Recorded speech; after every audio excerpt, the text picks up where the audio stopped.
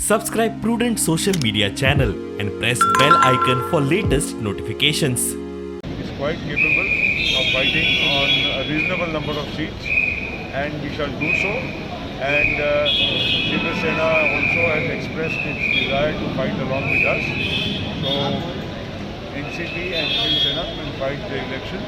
And if other like-minded parties or people would like to join us also, we are happy. No.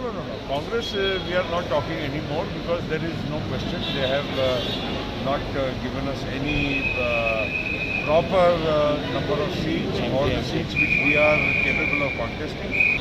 Well, Congress party believes that they can win Goa on their own after losing 15 of their sitting MLAs. And every day the situation is so fluid, and if everybody thinks that they are capable of fighting on their own, well, it is up to them. Traditionally, NCP and Congress have been fighting together.